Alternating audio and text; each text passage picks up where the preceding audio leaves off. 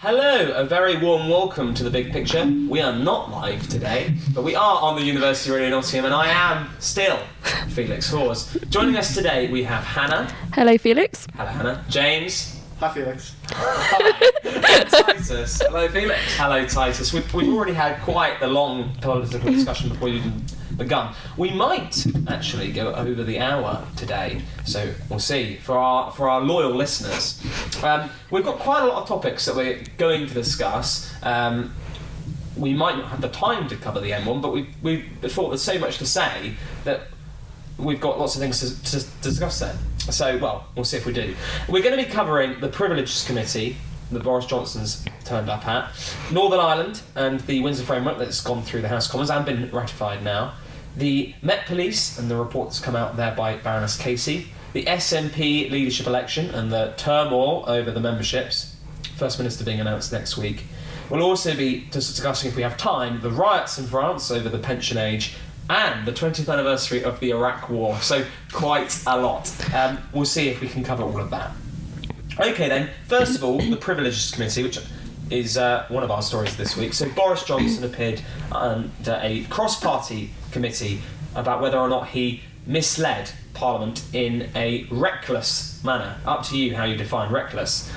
He said that he did not knowingly mislead Parliament because he had been told by advisors that he hadn't broken the law, although of course he had. Okay, let's go to Titus first on this. I want to know, Titus, what you think to all of this.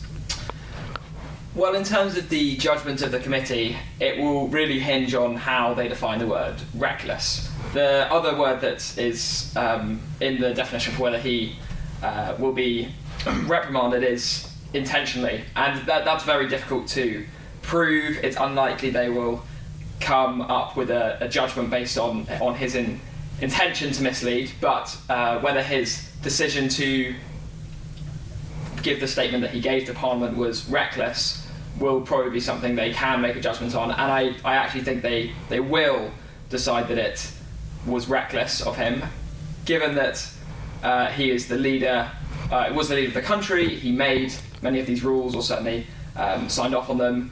He ought to have known what was appropriate underneath those rules. He shouldn't have to solely rely on the advice of close advisors to make basic decisions about rules that he came up with, and certainly the spirit of the rules. So I think it's hard to conclude that he was genuinely unaware that anything he did was not in line with the rules, and I think they will conclude that it was a reckless statement he gave to Parliament. Interesting. James, do you think that they're going to find him guilty? Do you think he's guilty? Well, Boris Johnson is a man. he's a man of his word. He's definitely not a liar. Well, this is the thing with this committee. It's a committee formed to see whether, or sitting to see whether serial liar Boris Johnson lied. Like, obviously he did. We all know he did. And I do think, like I said, I do think that the committee will be able to find, will find him, that he recklessly lied and misled Parliament. I watched the whole 4-hour committee hearing. Boris did not come out of it looking good. And his allies have said that as well. Yeah, he looked aggravated. You could see his lawyer talking to him. Sometimes the microphone picked up his lawyer, and I think that never really looks good when your lawyer's panicked, whispering in your ear of what to say. I think he looked very flustered and unprepared, because obviously he would be unprepared. He did just lie to Parliament, obviously, and so he couldn't really have a proper defence to it. I think the Privileges Committee will find that he recklessly misled Parliament. Whatever the punishment might be, I don't know, there's a chance that there might be a by-election even, and from the sounds of his supporters in Parliament, it would be quite difficult not to vote for it, because it's up to Parliament to vote whether the punishment is occurs, so to speak.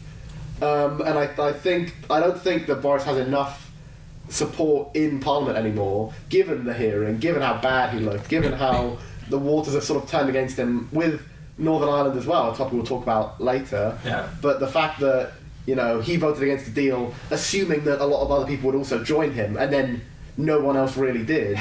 It's clear that he's already lost a lot of influence within the party because of this. So I don't know. I'm wary to say this could be the end of Boris Johnson because many people have said that before. Teflon Boris, they call him. But I'm hoping that this might be maybe the beginning of the end. You know, the book is closing on this, on Boris Johnson, hopefully.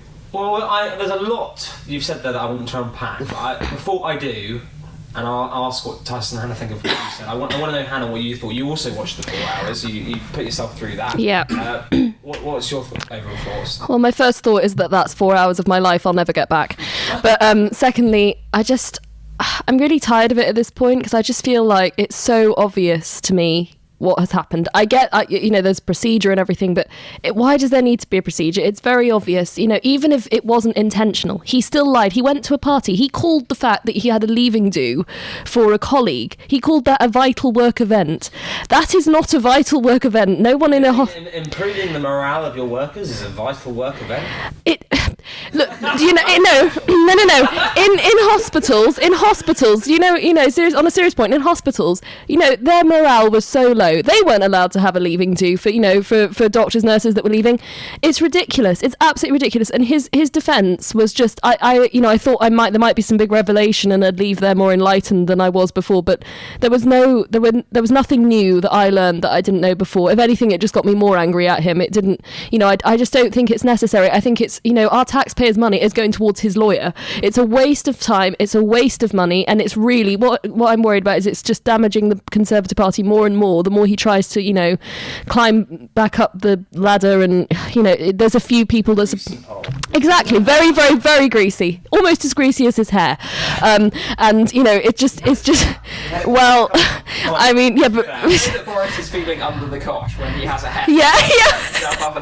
Yeah, no, so that was a bit of a personal insult, but but no, I just think there's no argument for it. Whether it was reckless, whether it was intentional, it was wrong. We were in lockdown. Whether it was the rules or the guidance, it doesn't matter. There was so much blurring between them. The point is, you were not allowed to have that was a social gathering. Having a leaving do is a social gathering. It's not a work event. And that was, as far as I could tell, one of the only defences he gave. And then when he was asked about social distancing, and you were allowed to be within 1 metre if you had prevention methods like masks. None of them were wearing masks, and his defence was just to go on and on and on about all the ways that they made Downing Street COVID safe, which didn't apply at all. I suppose if you have a glass of wine in your mouth.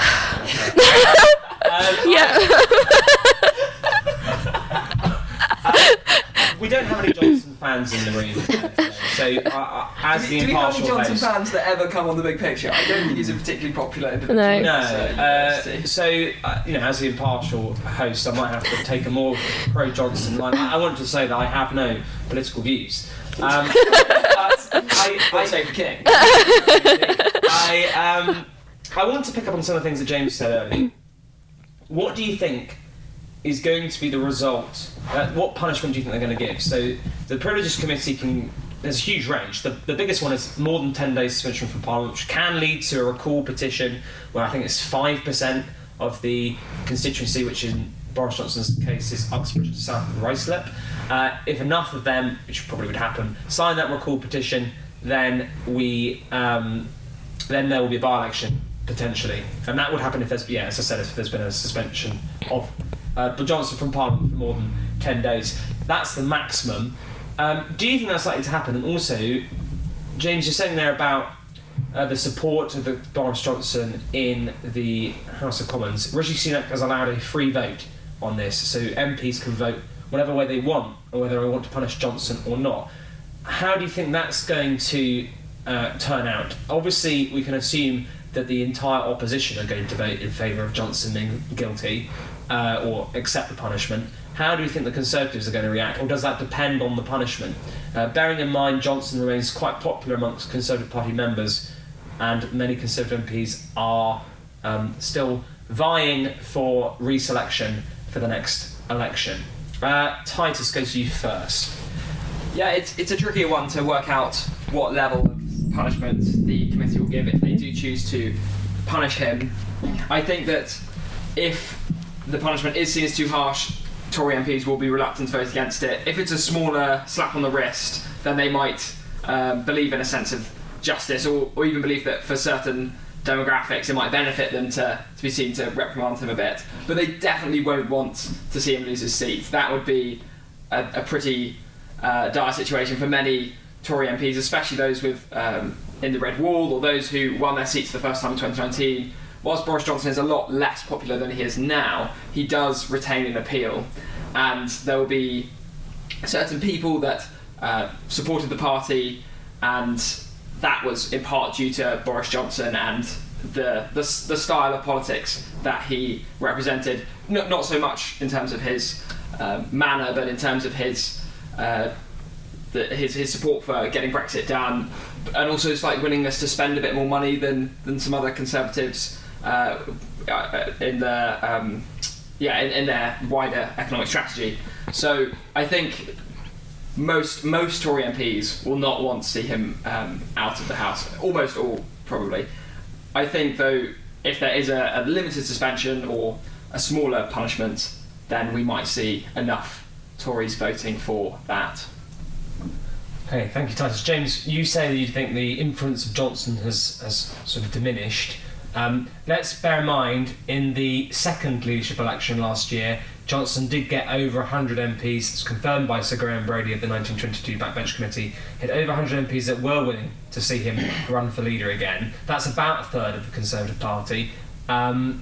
What do you think then? What do you think to what the punishment's going to be, and whether the Tory MPs will back it? Well, I mean, he will always have that sort of a certain level of support. Like Titus said, the Red Wall seats will always go for him, because a lot of those members believe that Johnson is the only reason that they're there, so they have a constant loyalty to him. I think that only a few Tory MPs, not a few, but a relatively small amount of Tory MPs need to vote for the punishment for it to take place. Because the whole, like you said, the whole opposition will be all for it. And I do think that there are enough Tory MPs in the House that aren't worrying about reselection right now, because it's a bit dodgy if you're thinking about reselection to vote against someone who is very popular with the grassroots. But I do think there's enough MPs who aren't worrying about reselection and who fanatically dislike Johnson, or even just dislike Johnson just a little bit. I think most of the Tories that fanatically dislike Johnson were removed from the party in 2019. Yeah. So the ones that remain that maybe dislike him probably don't dislike him quite as much as a Rory Stewart or a David Gauke. But there's still a few though. I think in Caroline Noakes, for example, is probably there. And I think there's enough. And there's enough people, Tory MPs as well, who do see him continuing to exist as a liability, in the sense of continuing to see him as a political force, constantly, sitting in the background, waiting to take over, kind of thing, always planning his next run for the leadership. I think there is enough Tory MPs that understand that is damaging to the Tory party, and so would be happy to get rid of him. So I do think that there is enough, and even if he gets suspended for a month or whatever, that's not confirmed to be a by-election. Like I said, there still needs to be the petition in the constituency, and then even if that passes, there's a chance he just wins the by-election. There's a good chance he doesn't. His seat is not. It's not a safe seat for anyone. Yeah. But there's a chance he could, with enough money thrown behind him, there's a chance he could win that by-election anyway. So it's not a sure thing. These Tory MPs aren't voting to fully get rid of Johnson, kind of thing. But it's certainly not something that they'd want to risk. It'd be quite a... It's a risk. And there's enough they're willing to sort of take that risk. Even without the sort of extra baggage that Johnson brings with him, that seat is one that, on a normal swing between when a party gets replaced by another party, would go to it's not like a safe Tory seat. Even at the best of times. In 2019, it isn't one of the safest seats, and that was obviously a good election for the Conservatives. Hannah, what do you think is the likely punishment, and how do you think the Conservative MPs are going to vote on this? It's really hard to say. I really haven't sort of made my mind up about that, but I think it might reach the issue of a by-election, to be honest. In terms of how the Tory MPs vote, I think potentially it could be against Johnson, because, as we've mentioned, all the opposition parties will vote against him, and I feel like a lot of Tory MPs, there'll be some who absolutely support him, who will vote against him against the by-election. But I feel like some of them who are perhaps not, ardent haters of Johnson but aren't particularly supportive may then abstain. So it could, I'm not quite sure. I think he would lose the Tory vote actually, but I think, as we've said, I don't know with the by-election whether he would actually end up winning, because he was at one point hugely popular with the public, and whilst that has been lost slightly, there's something, as we've said, about his charisma that's for some reason still appeals to people. But I do, again, I'm very undecided, so I'm sort of giving both sides. But I think on the other side of that, the people who voted for him in 2019, it was largely on the fact that he was saying, I'll get Brexit done. And he hasn't, he's done some parts of it, but there's still a lot of mess left from that with Northern Ireland, which we'll talk about later. And also, I think some people voted for him in 2019 purely because they disliked Jeremy Corbyn more. So I think, that he might have lost some support there. Full disclosure, I voted Conservative in 2019 because I believed in Brexit, which he then didn't really follow through with, and also because I just really didn't like Jeremy Corbyn. So those were the two motivations for me. Now Corbyn is no longer an issue. I do wonder, how much the opinion of his constituencies and the wider public will have changed, I think. That was a really rambling answer, but I haven't really made my mind up either way. No, that's interesting. So let's say a by-election happens briefly. Do you think, on a percentage, let's get a percentage, okay, to say a percentage, likely is it that Johnson loses his seat? Titus? Oh, I would say... it's tricky to give a percentage when you're I know. But I'd say it's more likely he loses his seat than not. Okay, James? I agree with that. I wouldn't put it too far, because I do think, given enough money, which Johnson does have, and enough public backing and his own popularity, I think there's still a chance he keeps. But I think it's maybe 60-40. I'd put a 60% chance he loses his seat, 40% he keeps it. Quite close. And Hannah? I would say 60% that he would lose as well, 40% not. Interesting. Okay, now he had a 15-point majority in 2019 and a 10-point majority in 2017, so it's pretty close, really. Yeah, that's not a safe Tory seat. Okay, as we don't have any Johnson supporters here, I have to channel my inner Rees-Mogg. And okay, what do you think about the accusations that the Privileges Committee is a kangaroo court? So this is something that Nadine Dorris and Jacob Rees-Mogg have both said on their respective shows, GB News for Rees-Mogg and Talk TV for Nadine Dorris. This is based on the fact that Harriet Harman, who is the chair of the Privileges Committee, who was brought in after Chris Bryant removed himself because of his staunch anti-Johnson lines, Harriet Harman's already said that she believes that Johnson is a liar, and that's also been the case for other members of the committee. So what do you make to the idea that this is all just a stage to punish Johnson for his Brexit behaviour? Bearing in mind that Bernard Jenkins, who's on the committee, is a Brexiteer. But what do you think to those accusations? I'll go to you first for this, Hannah. Well, I definitely don't think it's a kangaroo court. I don't think that at all. But I think they're not... This group of people who are trying to judge Johnson, they're really not doing themselves any favours. I don't quite know... I just think, again, it's all about optics. We've had the Sue Gray incident, which looks really bad. Then we have Harriet Harman, who's is a critic of Johnson, who's chairing this committee. I don't really understand why they don't choose more neutral, or indeed even conservative, because then it would look, let's say, if it was a conservative chair of the committee and they found that Johnson had misled Parliament intentionally, I think it would be accepted by the wider Parliament as more credible, because they haven't got a bias. But equally, if they chose to exonerate him or sort of let him off without a heavy punishment, people would maybe accuse I agree. Which it is a really difficult one, but I just do think that they potentially could have found someone from Labour or an opposition party who was less ardently against Johnson. So I think... they're not doing themselves any favour. I don't think it's a kangaroo court. I hate that term, and honestly, just listening to the defence of Johnson is exhausting. Because, no, I don't think it's a kangaroo court, but I do wish they had chosen someone other than Harriet Harman. To be fair to her, she did act very neutrally throughout the whole of the Privileged Committee.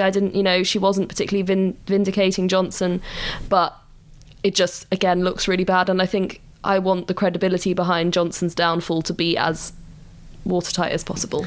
Just for context for our listeners, the Privileges Committee is made up of... 4 Conservative MPs, 2 Labour MPs, an SNP MP. Thank you, Titus. Got there first. I got distracted by a sort of growling noise coming from the radiator. Titus, you seemed eager to respond to Hannah there, so do you have anything more to say on the sort of kangaroo court and that sort of idea?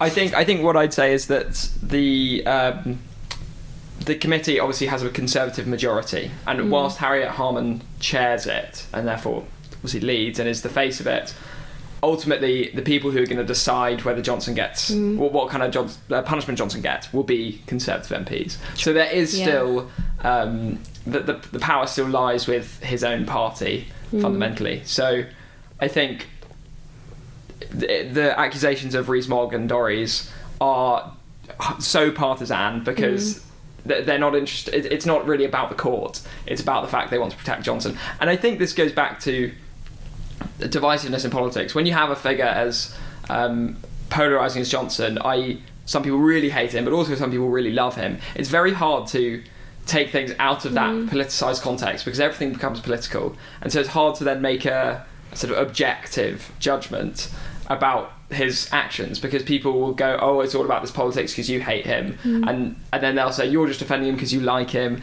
and your loyalties and opposition to people become so entangled with things that even usually would be out of range of sort of the usual political sparring. So yeah, I know. I do. tricky. Yeah, I do take that point about the majority being Conservative MPs. One thing I would just add on to that is yes, the people deciding the case against him are maybe largely Conservative, but let's say the people in let's say there are the people in his constituency who still support him. For people who don't know the ins and outs of the Privilege Committee, they've maybe just seen the highlights, and it's just they've only, it's mainly shown Harriet Harman asking the questions, and if they just see that, and then if they're already a bit supportive of Johnson, they might think, oh well, this is just bias. What I mean is the kind of the optics of it for the public, not necessarily within Parliament. Yeah. But they also have Charles Walker on there, who I think is quite well respected even among people. What you tell me what you told me about the rest is politics. Well, Alistair Campbell at the end of last year named him as his politician of the year, which was quite remarkable. So, and for context to our listeners, Alistair Campbell, who was the former spin doctor of Tony Blair, and if we talk about the Iraq War, I'm sure Alistair Campbell will come back up again.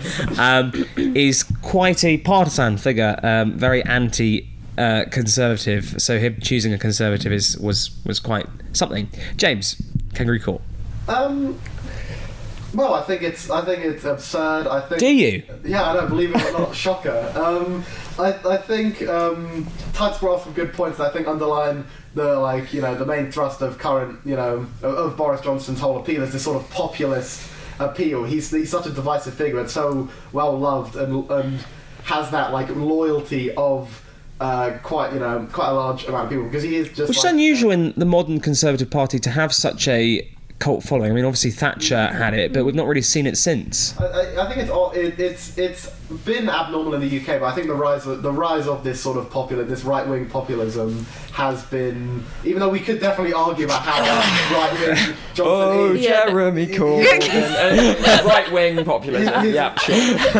His rhetoric is more of a right-wing populism. Obviously not even close to something like Trump or Bolsonaro or something, but he is sort of the UK's right-wing populist who actually has a chance of being in power. We're not talking about Nigel Farage here, but I do think this. The point of Titus underlines that he has this body of followers who will always be loyal to him. Underline this point that he is just a populist, and one of the classic pieces of a method of the populist playbook is undermining legitimate political institutions, and I think that's all it is really from Rees-Mogg and Nadine Dorries. It's just undermining the Privileges Committee.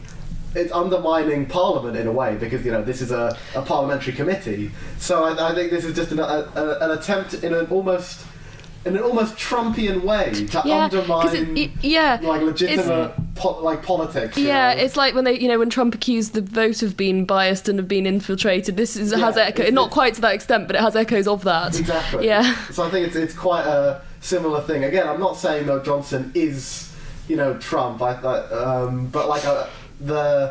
this whole undermining of the Privileges Committee intentionally to try and make it so like whatever they say about whatever punishment they come up with, whether they find him guilty or not, it doesn't matter.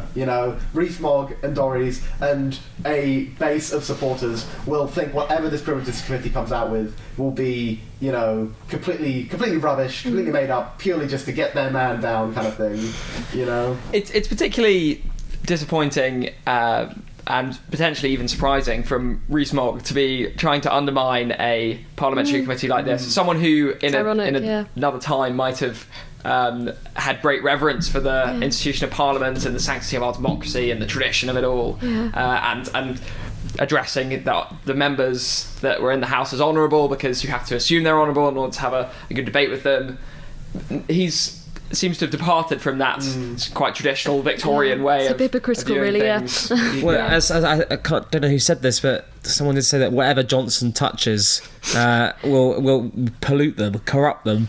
Very much an Alistair Campbell way of seeing things. Saying The whole Conservative Party, I think, in his view, has become completely stained by the stench of... Because he loved them before Johnson. Sure. Yeah. Okay, we'll move on now to our next topic. Thank you very much, everyone, for your insight on that. Northern Ireland, then. So the Windsor Framework, which was a negotiated amendment to the Northern Ireland Protocol, which of course was part of Boris Johnson's deal, has now passed in Parliament and has been ratified with the EU recently this week. There were some rebels in the Conservative Party, 22, which was not enough for Sunak to have to rely on Labour. All opposition parties but the DUP backed the Windsor Framework.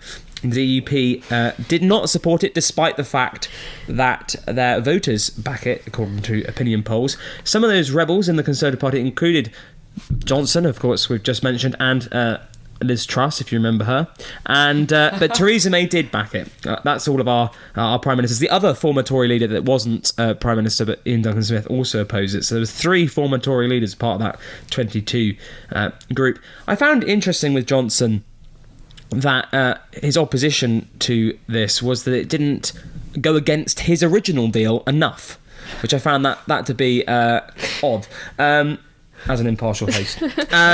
We'll focus first of all then on the Conservatives. Were you surprised by the rebellion being not that large? 22, it's particularly for Brexit, that's very tiny, and it didn't lead to any resignations of very big Brexiteers that are in Sunak's cabinet, such as Steve Baker and or government, I should say, Steve Baker or Suella Braverman. James, go to you first.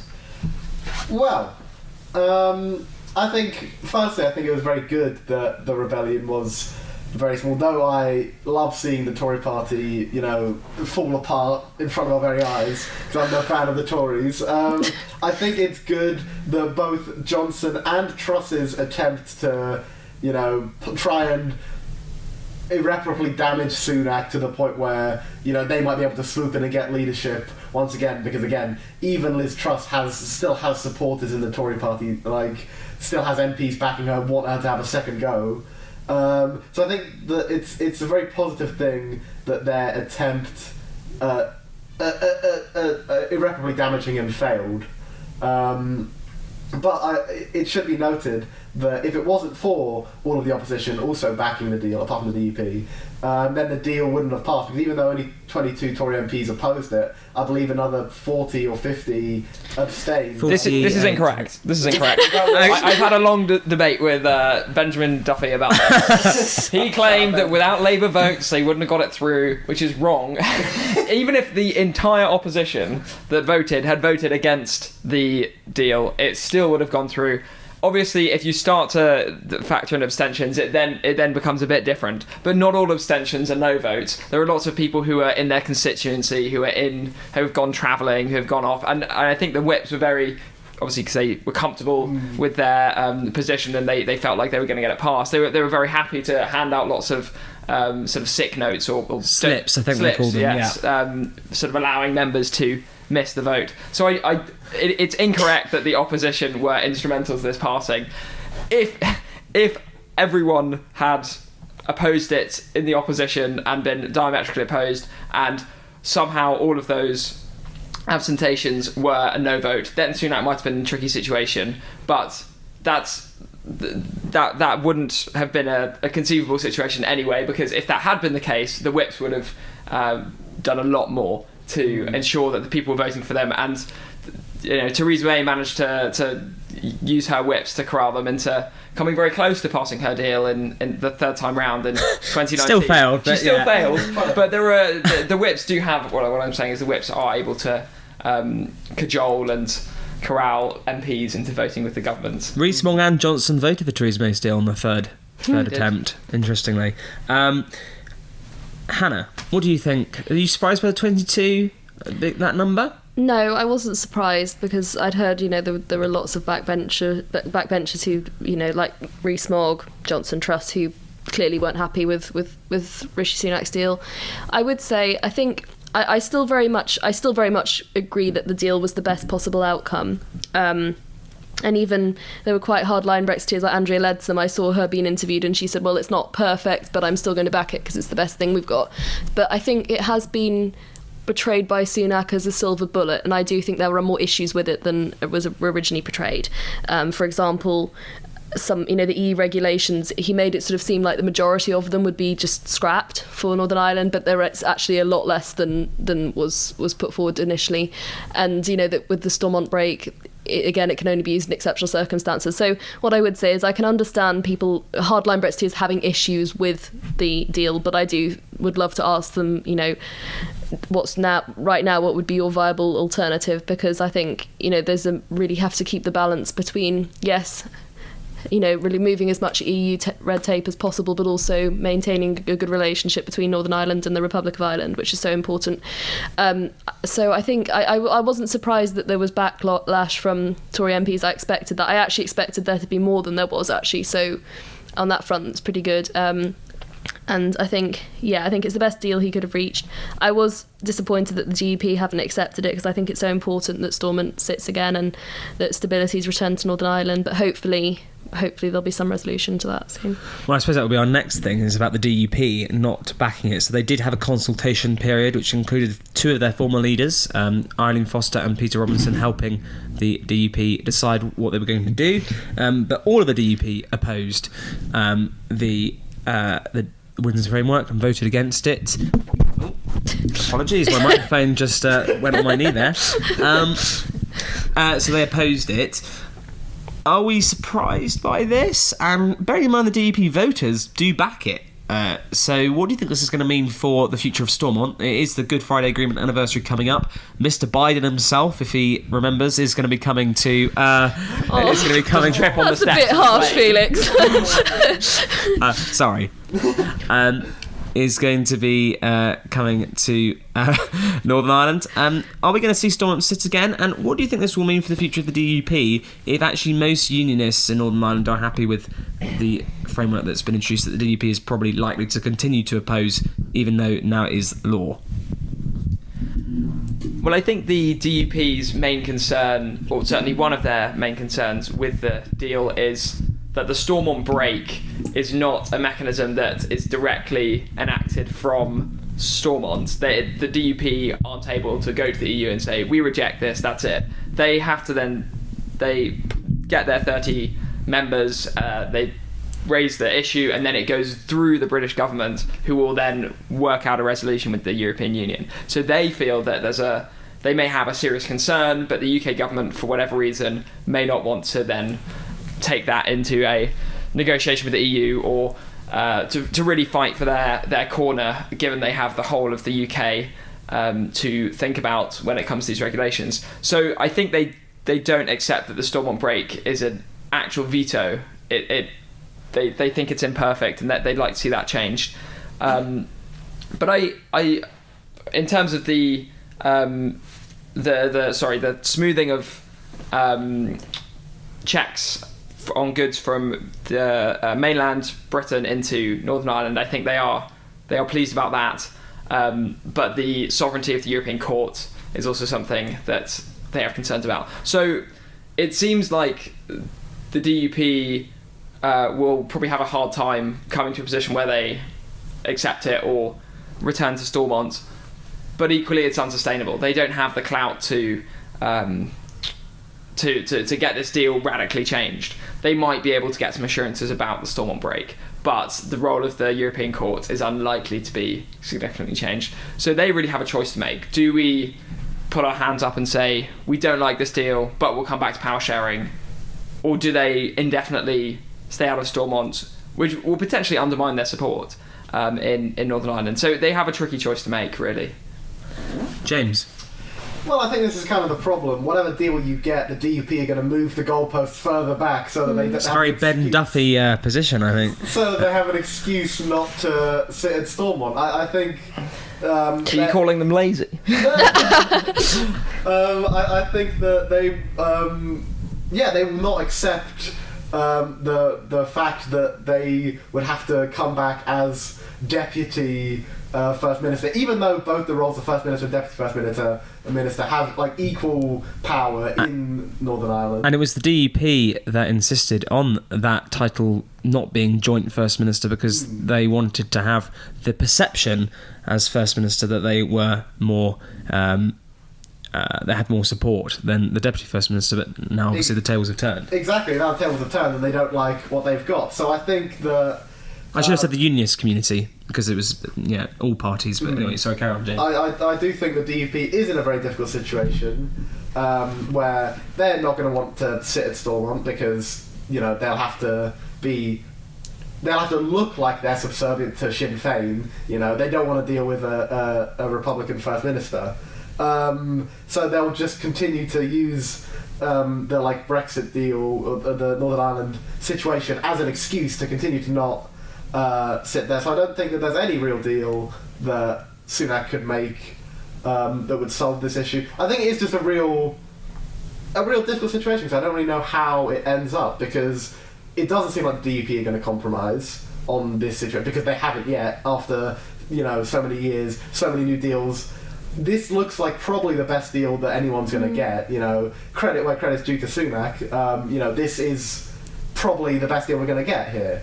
It like Hannah said, it doesn't really cover anything. I was not personally a big fan of Brexit at all, but it's good enough kind of thing. It's the best we're going to get out of the EU without a complete radical shift in a lot of situations. So I think that the situation is very, very difficult, and I don't really see how it ends, because it doesn't look like there's going to be an end. Both sides are either too stubborn or unwilling to negotiate anymore, so we're just sort of stuck in this frozen situation where even another election in Northern Ireland won't fix it, because the DUP still aren't polling enough to come in first place. And they're still going to be the largest unionist party, as far as we're aware. So there's this situation is still going to remain, even if there is another Northern Irish election. The only thing that might happen is the DUP might lose another 1 or 2 seats, but that wouldn't matter anyway. They'd still, like you said, be the largest unionist party. And what's interesting is, let's say Alliance, which is a much more centrist, neutral on the question, I suppose status quo would be unionist by default, but which does seem to be gaining a lot of support from DUP voters. If DUP voters that want Stormont to be sitting again and back the Windsor Framework go over to Alliance, and Alliance overtake the DUP, that's unlikely, but let's say that happens. Alliance can't actually be a member of the executive. In terms of the First Minister or Deputy First Minister, it can be part of the government, but First Minister and Deputy First Minister, because they have to be nationalist and unionist parties, and the Alliance is technically neutral on that. So the DUP really is going to remain in that place, as far as we're aware. Anyway, Hannah, do you have any thoughts on Northern Ireland more than what you said earlier? I think most of the thoughts have been covered, but yeah, I think it's a very tricky situation, because I think I think this is the best deal that they are probably going to reach, and I think that if Sunak tries to change the deal in any way, to try and appease the DUP, I feel like we're finally kind of on relatively good terms with the EU now. It seems that the relationship with Rishi Sunak and Ursula von der Leyen is quite friendly now after sort of a long time of turmoil. So I think if he tries to change the deal that they've both agreed to, that could again, cause problems with the EU. I don't really have a solution to it. I think it's a really messy situation. But I think, fundamentally the most important thing is that Northern Ireland, has a stable government again, because it's just not fair on the people. It's just internal political fighting as it always is, that's impacting, the people of the country. So I don't have too much more to add. I hope that they budge and they decide that, they realise that this is the best deal they're going to get. It seems, they just seem to have sort of strung it along for a long time as well since the deal was introduced. They've said we're thinking about it, we're considering it, and then they finally said we're opposing it. It looks like a bit of a political game, and it's just such a shame because it's just impacting people who don't really have any say on it at the moment. Thank you, Hannah. I'm going to ask one last question directly to Titus, because I want to know, Titus, what you think about a certain Conservative MP, Steve Baker, who, ardent Brexiteer, has remained in the government, didn't resign over the Windsor Framework. He started booting people out of the ERG WhatsApp and then disbanded the entire thing. What do you think about Steve Baker? Because he's sort of been... he called Boris Johnson a pound shop Nigel Farage, which hasn't gone down on the Tory right. He's sort of been ostracised from the Tory right. What do you think to that, if you've got any opinions? Well, I wasn't aware of his moves in the Conservative WhatsApp groups. And Clearly circles. not a follower of Guido Fawkes, Titus. I'm not. I don't follow them too closely. Occasionally, I do see their scoops because they seem to get some quite significant ones. But I think it is undeniable that Steve Baker has moved along the political scale in recent times. The last few months have seen, his moderation on things like Brexit. He gave an interview after the Windsor Framework was announced that revealed he'd had some quite serious mental health challenges a couple of years ago. He said it had taken his mental health, and this was he now felt he was on the road to recovery, and he could stand by this deal and be pleased with it, which was quite amazing. But he has on a lot of positions that he'd been quite vocal on, quite outspoken on. He has moderated his stance, so I think it seems that he has lost influence there. But I think the ERG has also lost quite a lot of influence.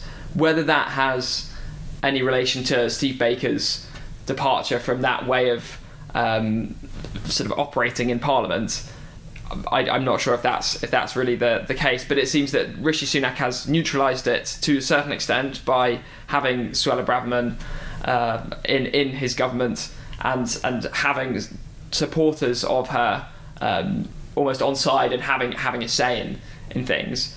But also, they given the parliamentary majority, they have less clout, and most backbenchers realise that they can't continue to operate in a way where a small group of backbenchers dictates the government policy in this area, because it makes the government look weak. And if the Conservatives continue to be divided on this issue, or just look chaotic in its handling, they're not going to be able to offer a clear or a government that is strong and stable to the public come the next election.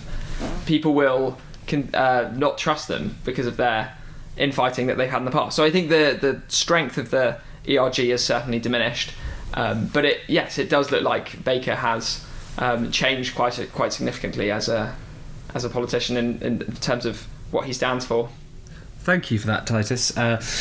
Very good in-depth analysis. You remind me of obviously those lovely, strong and stable governments that we've had recently. As opposed to a coalition of chaos. Coalition of chaos with Ed Miliband, yeah. Chaos with Ed Miliband. Oh,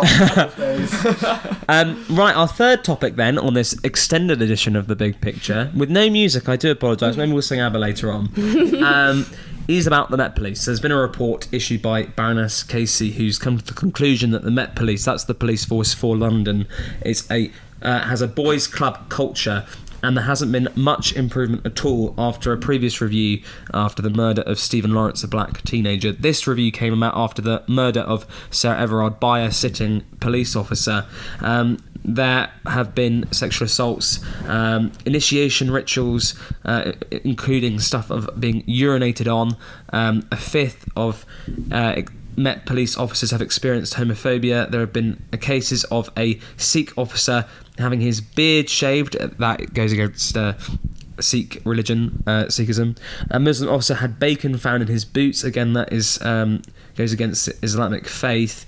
So there have been quite a lot of problems with the Met Police, to put it in a very short statement. There have been some recommendations on how to improve the situation, one of which is looking into stop and search, which disproportionately affects people of ethnic minority backgrounds.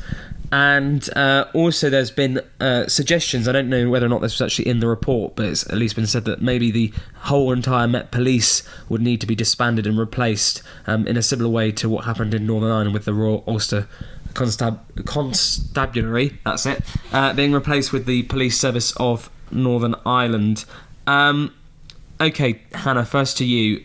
What do you make of this report and its findings? I mean, it's damning, isn't it? It's awful. I mean, I knew there were problems with the Met, but I didn't know the extent that they went to. And, it's just to hear, that we knew that there were we knew that there was problems with the Met, but, it was Wayne Couzens, wasn't it? Was one of them. And then we know that they were portrayed as isolated, that obviously it was terrible, but that most police officers weren't like that. And I'm not saying that, the police officers, or lots of police officers are to that extent, but I think the culture that has been revealed by this report shows that we're supposed to be a society that's moving towards being more accepting, and there's so much, it's just revealed there's so much misogyny, homophobia, and there was one thing that wasn't mentioned, but there was the whole issue that it's been discovered that there were freezers that were holding I think it was rape kits that had been taken from victims,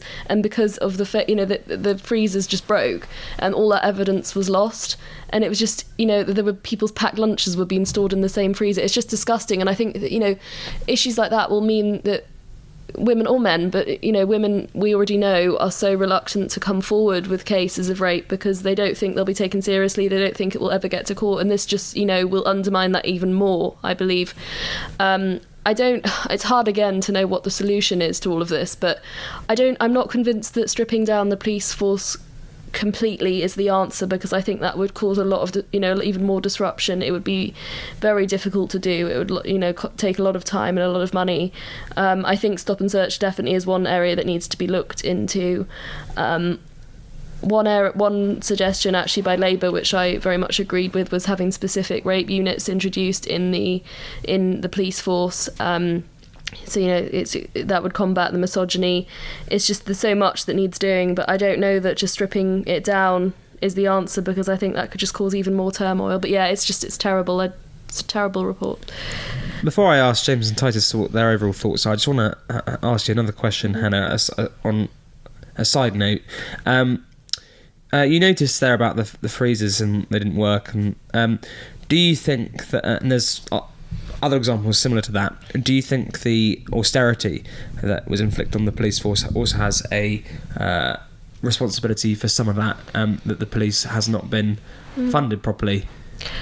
I think to some extent, yes. I think there's a lot of factors that have gone into it. I think that's part of the problem, but I also think that that it's like with a lot of public services, there's a lot of money sometimes goes in, but it doesn't go to the right places, and I think that's the big issue. It's like the government have said they've invested. However, I'm very wary of. I hate how political this has become, because I remember I was watching Prime Minister's Questions this week, and it's just on both sides. It was just kind of like a bidding war for whose fault it was, and yes, I get that austerity by the Conservatives has played into it, but we've also got to remember that the Labour mayor, Sadiq Khan, yes, that's a good point. He holds responsibility as well. But to be honest, I don't really. It's important, obviously, to look at the cause of it, but I don't think it should be. I think it should be about the best possible solution to this and how to work. They should work together instead of just it being like it was just like, oh well, it's your fault. No, it's your fault. No, it's your fault. No, it's your fault. It doesn't. It's important to look at the causes, but it doesn't really. What matters more is the solution. And if there's so much time spent on thinking, whose fault it was, it's a waste, and I just think it's a combination of a lot of things, so you can't just point to one thing. Yeah, thank you for that, Hannah. You raise a point there that should be mentioned. The Met Police does fall under the jurisdiction of both the London Mayor and the Home Secretary, which of course are two different political parties, and Cressida Dick, who previously resigned, we covered that on The Big Picture last year. part of the reason why she had to resign was because Sadiq Khan had said that he no longer had confidence in her. Keir Starmer had said at the time that he did have confidence in Cressida Dick at that point, but she resigned and there is now a new commissioner. James, what did you think to the findings? Well, I agree with what Hannah said. I think it is disgusting, honestly. The complete... The state of the Met Police is completely disgusting. It is an institutionally corrupt, homophobic, sexist, racist organisation at this point, as the report itself says. I think the one point where I have to disagree with her, with her here is that I think there is a real argument for tearing the whole thing down and starting again. I think that there has to come a point where you admit that, like Hannah said, there are so many things wrong with it that at a certain point it would just become better if you look at the if you look at the entire system itself and, you know, give it another go, so to speak. Sure, it will take a lot of money and a lot of time to deal with, but I think dealing with the current problems will take a lot of money and a lot of time. This isn't the first report like this. There have been many reports like this in the past, and look at where we are now. The situation has, if anything, got worse. So I think I'm not saying we should definitely do it. I guess Little Titus comes in It's there. very Tucker Carlson. There is isn't an- it? there is an I'm just argument asking for it. questions. Yeah. So just putting it out there. We shouldn't do. I think that is. I think there is an argument for reforming the whole thing. There is an argument, definitely. Yeah, because it's not. I do think that there is a certain point where there are so many problems that it is just better to, you know, go back from the ground up, kind of thing. I think if you look at if you put aside the headline grabbing statements about institutional this and that, you do find some sensible recommendations in the report. I think Casey said that they ought to standardise vetting procedures and make them more thorough when they recruit people, and then you won't get people like Wayne Curzons in the police. And obviously there does seem to be a problem with culture as well as individuals, but if you did prevent individuals like him from joining the police, it would have an impact on culture and would also prevent some of the worst, most horrific crimes and cases that we've seen. So I think there are sensible steps you can take that will have a significant impact on the police. I'm generally quite sceptical of tearing down these institutions to build something grand and new, which often isn't better, and you lose some of the authority of the institution. But it is true that the Metropolitan Police has been losing people's trust in recent years, and they have to work very hard to regain that. And that doesn't just look like a nice PR campaign or hoping that things will blow over, but actually facing up to some of their failings and going on a journey with people, showing them how they are going to resolve those and how they're going to make the force somewhere where that everyone feels safe to work and that actually tackles crime.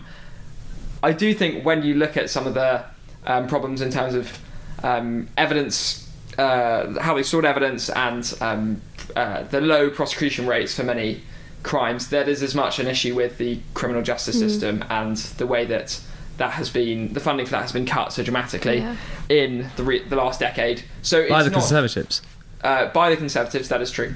But it's not purely a problem for the police force, but the story about the fridge was particularly horrifying. Yeah, it's more of a wider problem. I agree. Sure, yeah. sure. And it you sort of read that and it makes you feel a bit, a bit queasy. Not great, yeah. James, I'm going to ask you a direct question now. So Suella Roman, the Home Secretary, has had a lot of flack for this as well. She has denied, she doesn't like using the term institutional racism, sexism, homophobia, and Islamophobia, all of basically anything you can think of. It seems the Met Police has been accused. She doesn't like using that term. She's had a lot of flack for that. I want to know what you think behind her. I know you love her a lot, but Best friends. But also, what about Sadiq Khan? Wearing your Suella t-shirt. But what do you think about Sadiq Khan as well and his responsibility behind this? So with those two figures. Well, I do think, like you said earlier, it is both figures are responsible, and the police. The police force itself, Yeah, the police commissioner. I think they're all responsible for this. But I I think it isn't just Sadiq Khan. I don't want to pull Boris into it as well, just for fun. But it's all the previous mayors. He does seem to pop up, doesn't he? Wherever we look, Johnson. Yeah. It's all the previous mayors of London. We're playing the old game. Pin the blame on Boris. Close your eyes. Kangaroo court. Yeah. Close your eyes, think of a problem, and just whack the blame on Yeah. Johnson.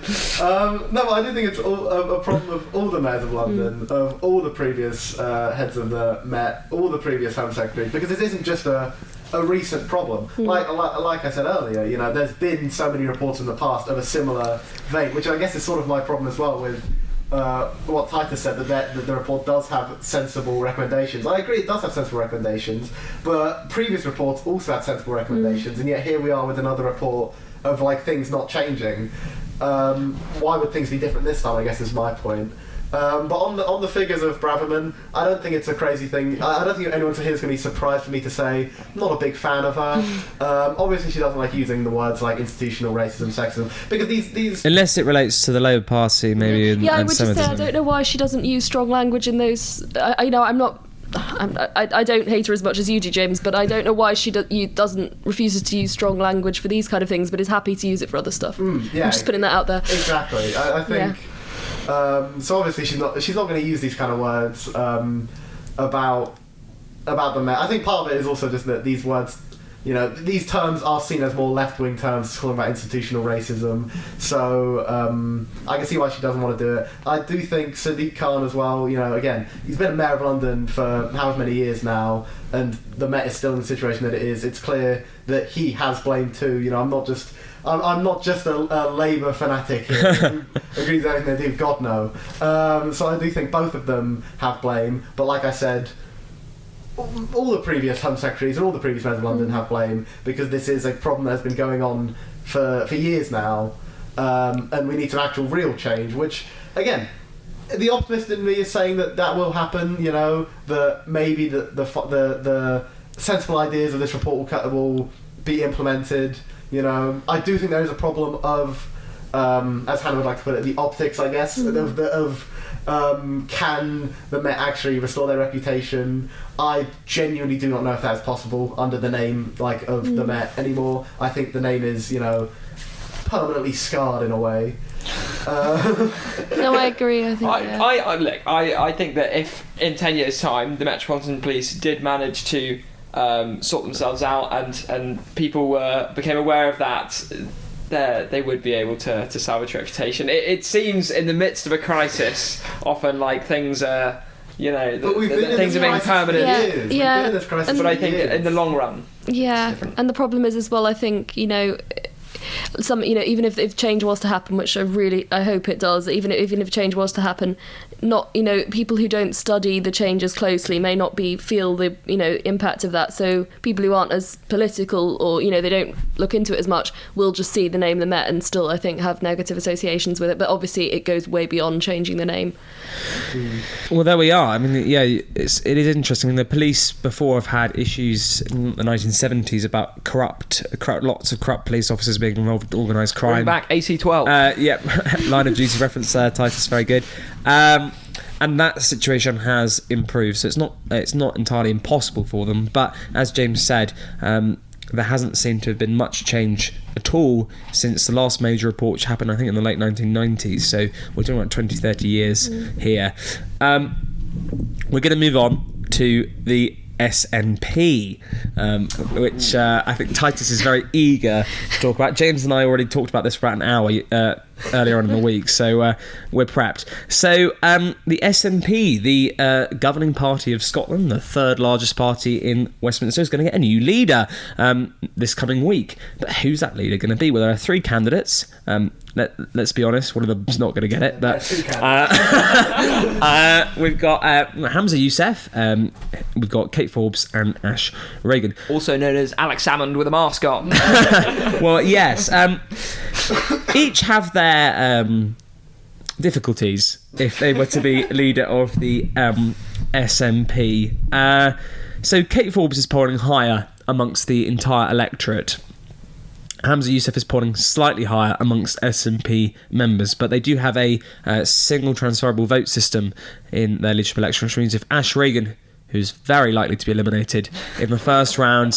Second preferences go almost entirely to Kate Forbes, then she could still win. It's very tight, as James said. I'm sorry to preempt you here, but as James has said to me before, this is one of the closest leadership elections that we've actually witnessed in recent years. It's unknown who will win. But put it this way, opinion polls have put forward that the SNP is likely to get about 32% of the vote, regardless of who leads the party, which is a whopping 13% lower.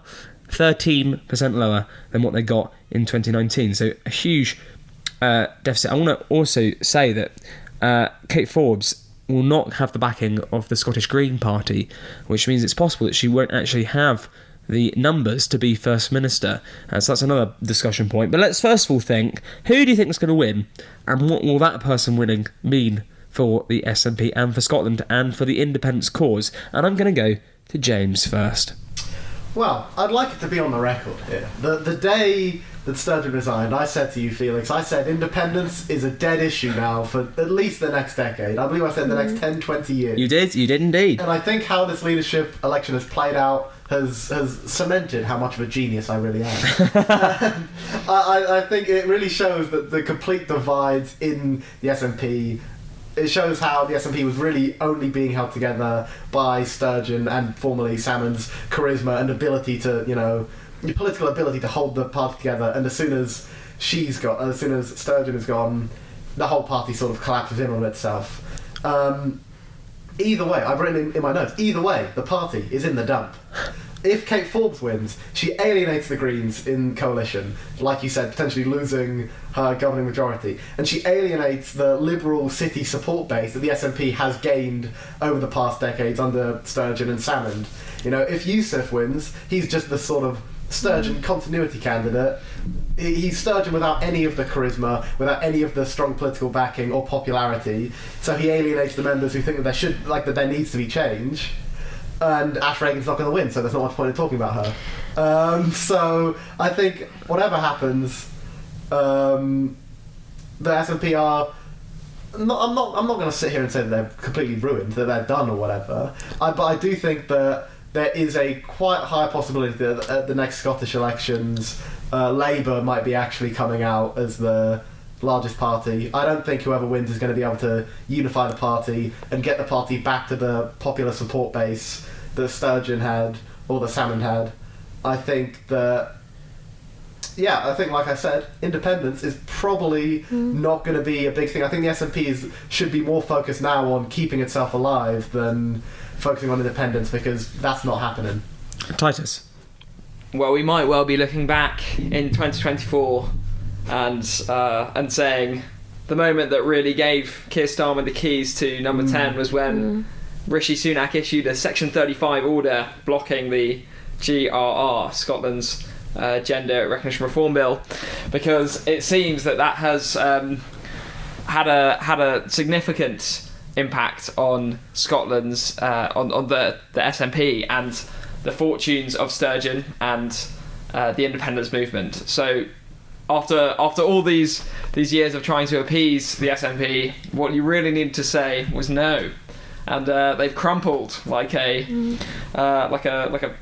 stick man on a paper page. Anyway, I think that the SNP the candidates are obviously neck and neck, but I'd say that Humza Yousaf is slightly more likely to win it. He obviously has the backing of the SNP establishment. Yeah, including John Sweeney, the Deputy First Deputy, and Angus Robertson. Ian Blackford and Stephen Flynn. Peter Morrell might have even come out. Nicola Sturgeon herself said that it would be improper for her to endorse any Though someone candidate. with Kate Forbes' views might not be appropriate for leading the SNP. I think she didn't say her name, but someone who wasn't progressive, she said, wasn't perhaps appropriate. Exactly, so. And also her parents and her dog has come out and come to use that. So she's keeping her mouth shut. But yes, I think that it is sorry viewing for everyone really to watch the state of the SNP. But more importantly, actually, I think is the scandal that is engulfing the wider SNP structure, where Peter Murrell, who is the chief executive of the SNP and actually married to Nicola Sturgeon, which is quite extraordinary that the leader of the party and the chief executive are married. If that happened in any other major party, I think people would call that quite improper, and there'd be a conflict of interest the fact there. This wasn't a major controversy years ago. It's like Ash Reagan said, it would be like Carrie counting the votes for Boris Johnson. Exactly. So. and everyone would recognise that is not an appropriate situation. But not only that, he seems, Peter Murrell, to have misplaced £600,000 in donations. And there is a police investigation. And there's on a police investigation into their accounts. We will misplace 600,000. Yeah. So potentially poor financial mismanagement, or if we're really distrusting their motives, even corruption, which is quite a significant claim, quite dramatic.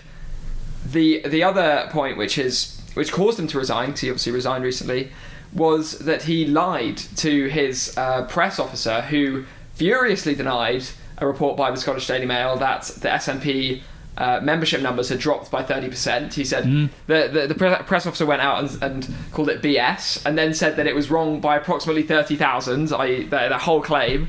And then a few days later, he was asked to release the figures for the SNP membership, something that he'd made much of in the past, saying, we have a large membership for a party in quite a small country. He was very proud of it and their engagement. When he was initially asked, he just said it's similar to the last figure. Then he was pressed further by the candidates, and it turned out there were only 70,000, and that 30,000 members, or 30%, had actually left, and the report was correct. So then his press officer resigns, and so does he. And it's the kind of behaviour which got Boris Johnson caused him to resign. When he told one of his MPs to go out and deny the reports about Chris Pincher, who then discovered that actually it was untrue, came out and said, I've been misled by the leader of the party, resigned, and that was part of the outcry that led to his downfall. So the type of behaviour we're seeing from the SNP leadership is worse, I would say, or if not on par with some of the worst behaviour we've seen from the Conservative Party, which everyone is rightly condemning. So the idea that the SNP are sort of all nice, friendly, progressive party that are just the good guys it couldn't be further from the truth. And the public are starting to see this with the veneer, the nice paint of Nicola Sturgeon starting to peel and come back. And I think they are staring at a long grey time in the wilderness. Hannah? Yes, I would agree. I think I'm in a quite unusual position because I fundamentally disagreed with Nicola Sturgeon politically on most things. However, I did have massive respect for her as a person and as a politician. With Humza Yousaf, I'm hoping he doesn't win, because I disagree with his politics completely, and I also think he doesn't have that, like was said, that charisma, that likability.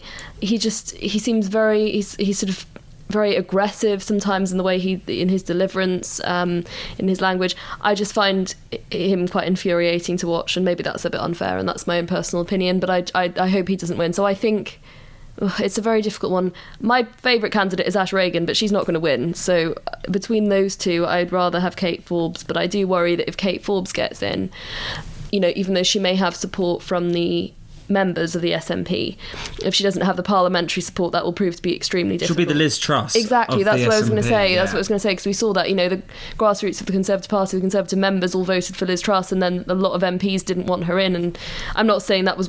I believe that was part of the reason it went pear-shaped, but that's a different topic.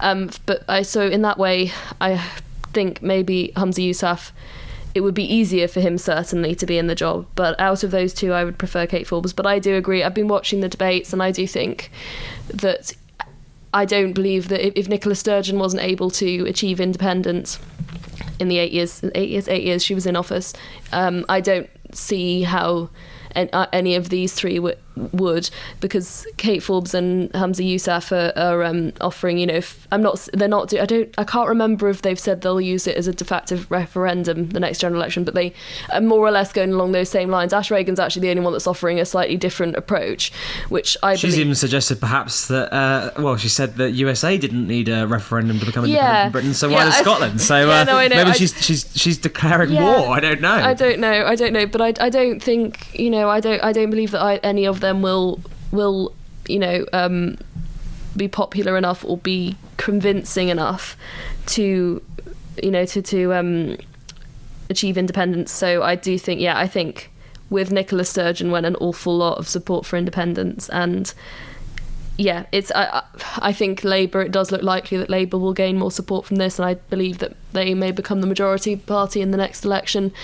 It is a bit of a mess, and with Nicola Sturgeon's husband as well, with everything that's happened there, it's like Titus was saying, it's a similar issue of credibility that came up. I don't believe it's quite as bad as what happened with Boris Johnson and the Tory party, but it is, it does look, there's a lot of subterfuge and a lot of, manipulating of data, which never looks good. And I think as well, it's a shame that that's kind of the last thing, that's one of the last major things that have happened through Nicola Sturgeon's reign. So, people will remember that. And I know there are a lot of things she didn't do right, but there were some things she did right, and I worry that this may overshadow that. And again, optics, all about optics. Hannah, you say you prefer Ash Reagan or Kate Forbes to Hamza Yousaf, but who do you think will actually win? I think Hamza Yousaf, unfortunately. So it's a clean sweep on thinking that Hamza Yousaf is going to win. I obviously said that I thought Hamza Yousaf would win. If I was Scottish, I would want Kate Forbes. She's clearly the more capable politician. She's much more competent. Hamza Yousaf is actually known in Scotland for being someone who is not competent. He has run the NHS very poorly in Scotland. And there was the ferry fiasco, and when he was Transport Secretary, didn't he get fined for... I can't remember, not wearing a... Disaster seems to follow him I don't remember, but he said that children were dying of COVID more than they were, and So he is someone who is especially incompetent as a politician, as someone who governs departments and government. So not only is Kate Forbes seen as very bright and promising, but Hamza Yousaf is not. So if I was Scottish, I would want Kate Forbes, but given that I'm a unionist and I'm not Scottish, I would actually quite like Hamza Yousaf to get in, so I think he would do more damage to the independence cause. That's not even why I just think he will get in regardless. I just think, if we've learnt anything from the last few years, you don't have to be competent to reach a ministerial position or indeed high office. So, I just think, I don't think, it's not even for me that I am a unionist, but I just think, I just have a gut instinct that he will win. I hope I'm wrong. I hope I'm wrong, but I think that will be the outcome. And, I do think this sort of highlights the problem the SNP has, that their support base has now become, in the past it wasn't like this, their support base was a lot more rural, but in recent years, under Salmon and Sturgeon, it's become a very city, urban, liberal support base. So if you are one of those, live in the city, liberal views, you'd want to vote for Yousaf because he agrees with, he aligns with your viewpoints more. He aligns more with my viewpoints. But I agree with what Titus said and what Hannah said. Ministerially, he's very incompetent, famously, and disaster follows him, as has been said. So do you then go for Kate Forbes, someone who, your views will not align with at all, but who has shown to be actually, quite competent in government? So I thought for a lot of the SNP, membership, a lot of the SNP supporters left over, who, are now, in modern times, those liberal city people, they have a sort of impossible decision to make, where whoever they vote for, they're losing out on something, either competence or getting what they actually or their views. I'm going to touch more on that in a minute, but James, I just want to know briefly, what do you think to what Titus made the point there about Peter Murrell and the whole members scandal? What do you make to that? And then I'll follow up on what you just said there. Oh, I agree. I think the whole thing is a massive mess. I think the whole situation is. Titus used the word corruption regarding specifically the lost money as well, and I do think that is quite apt here. I think to be clear, I was not necessarily alleging corruption, but just suggesting one of a number of scenarios when we don't have all the evidence as to what might have happened. It's suspect. It looks very indeed very very dodgy, so to speak. And I agree with that. I think part of the problem, in a way, you could argue, is that the SNP has not really had a challenger for the past 15 years in Scotland. So they've been allowed to just sit and kind of get away with whatever they want, do whatever. Again, the fact that it wasn't a controversy that Nicola Sturgeon's husband was the chief executive of the SNP, the fact that wasn't a major controversy in the first place sort of shows this point that the SNP has just been able to sit and sort of stagnate, like institutionally.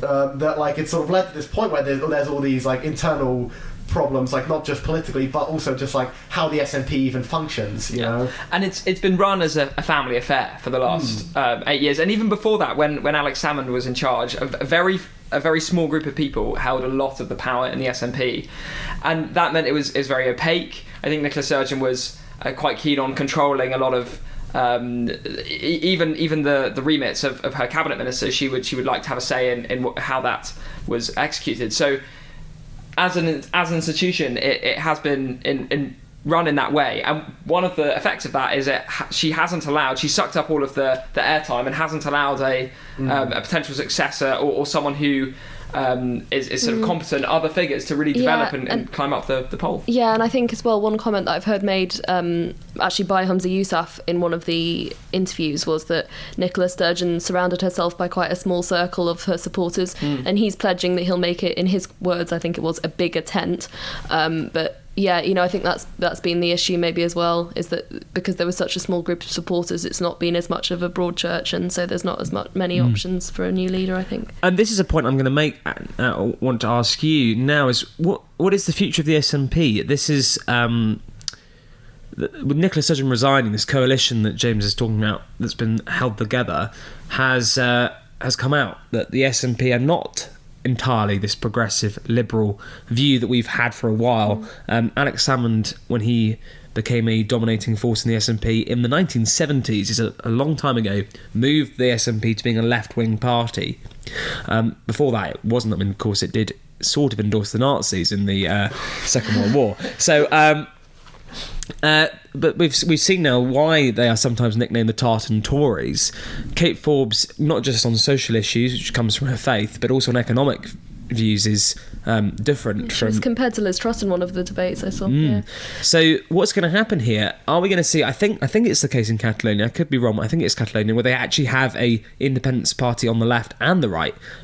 So could we see a situation like that happen with the SNP? I mean, we have Alaba, which formed recently under Alex Salmond, but of course Alex Salmond's not a very popular figure, more unpopular than Johnson in Scotland. But do you think we could have a situation where we might actually end up having another independence party that from this, for people that, let's say Kate Forbes gets in, progressives, or people that are more on the Kate Forbes line of thinking, that if Humza Yousaf gets in? Titus, what do you think of that? I think that's less likely initially. Obviously, you mentioned Alba, the alternative independence party, but that is stained by Salmond. So if there is a split in the SNP under Kate Forbes, if she became the leader, I think it's unlikely she would attempt to doggedly remain in post if there was real sentiment against her. And so I don't think that they would go to a place where she would split the party. It would be just more likely that she has to step down if there was serious opposition. But equally, if you win the vote, the popular vote in the party, it's often people will respect your mandate for a time. Obviously, that didn't happen with Liz Truss, but most other party leaders will be afforded some grace in their role. I think they are looking at a very tricky mid to short to medium term future. They have not run Scotland's public services well. They do not seem to be making much progress with independence. They are made up of a very broad coalition of different voters that all want different things. So it's going to be very hard for anyone to really inspire them to continue to vote for the SNP. I think Labour will be big beneficiaries of the fallout, and it might be quite a while before they become a force again, if they ever do. I mean, it would be a bit premature to dismiss them forever, but I think certainly the next 5 years, if not longer, they could be in real trouble. Some polls have indicated that Labour would be the largest party in terms of seats at the next election in Scotland, but the SNP would still get a lot of seats in Scotland, even though it's a huge downgrade to where they currently are, where they almost have all of them. Hannah, what do you think about the future of the SNP? I would agree largely with what is said. I think that for a long time now, it will be a case that it will be quite dormant. I don't think independence will be achieved within the short or medium term. And I think your point about there being a right-wing and left-wing party of the Independence Party, I think that could happen because, if you think about it, if Kate Forbes gets in, there will be a lot of... I actually hope she doesn't, because I think she'll have a really awful time of it, because there'll be a lot of progressive SNP MPs and members who, will not agree with her. So I think either she would have to step down or, yes, it might split. I think that's quite irrelevant to the cause of independence, though. I think even if there is a split and there's a right-wing and a left-wing Independence Party, I still don't think they'll have the power to push anything through. But yeah, I could see a split happening. But yeah, I don't... Yes, long term perhaps they may come back again. It could be like, how in certain parties, Conservative Labour, after a certain amount of time in power, they sort of burn out and then they rise up again. It could be a similar situation with the SNP, but short, medium term, I really don't see them gaining much ground again. And to you, James, and if you hear the door go, I'm just going to ask if the people outside want to come in here just to see how much time we have. James, your answer to that? Well, like I said, 20 years I think independence is probably a dead issue for now. I think the SNP is... It's like I said, it's down the dump, whoever wins. I think if Kate Forbes does win, and clearly has Iraqi support, I think we might see a similar situation as what happened with the DUP, I think in 2021, where Edward Poots won the leadership and then was forced to resign maybe 3 weeks later because he wasn't the establishment wanted figure of the party, and was seen as too much of a change kind of thing. So I do think that could potentially happen with the SNP. I don't think it's realistic that a new party will be formed, but I think that's just because the system that the UK has, even though the Scottish system, maybe there's more of a chance of it, I still think that a new party would struggle to find any popularity, especially just because, as has been said, the SNP are probably going to be in for another at least 10 years in the wilderness, so to speak. I think people who support independence realise that if they just split off and form their own parties, all that will do is further divide and further make independence less likely. Even though Alex Salmond did do that. But his party hasn't gained much traction. Yeah. And I do think that's a good point, that the independence vote is not particularly sticky to one party or another. Obviously, the SNP have been very successful over a long while, but I think if the Labour Party were to gain in strength, there would be a lot of people that voted SNP that would be happy to vote the Labour Party, even if they maybe favour indepence. And a lot of unionist Conservatives might vote Labour if they're the best chance of stopping indeed. the SNP. And so I don't think that there maybe be enough voters who would go, right, we're never voting for a unionist party, so we need to have a new independence alternative. I think they would switch to Labour. So I don't think there's necessarily there'd be the demand for another party. And the Scottish people have not. There's been very brief moments where there's been a majority for independence, and they don't seem convinced on it. And a lot of the people that would sort of provisionally say yes could be open to having their minds changed. I don't think that's a firm ideological, I will always take this position. That I think they are open to be convinced. And when you see someone like Keir Starmer, who has a realistic chance of winning the next election, quite a good one, they might go, actually, we feel like he represents us, and we'll vote for him, because even if you didn't completely believe in independence before, you felt like Sturgeon was going to give Scotland the loudest voice in wider politics, so people voted for her. But yeah, the point is that I think there are enough voters that would be happy to just change to another existing party. Yeah. And with maybe if Labour does do better in Scotland in the general election, there'll be more Scottish figures in cabinet that we might see, such as Douglas Alexander, who's been selected to be the East Lothian MP, which I think is the second most likely SNP seat to go to Labour, so it is likely. I know I said at the beginning of the show that we might cover the French pensions and Iraq war. We are sadly going to have to do that another time because people do want to use this room as we are pre-recording today. So sorry for those that wanted to talk about that and listen to that at home. But thank you very much to Hannah, to James, and to Titus for this extended edition of The Big Picture. And we still had even more to say as well. It's such a shame. I have been, Felix also has been The Big Picture. And we'll have an Easter break for the next few weeks. But hopefully see you again after that. And you'll hear us, hopefully. Bye-bye. Thank you. Goodbye.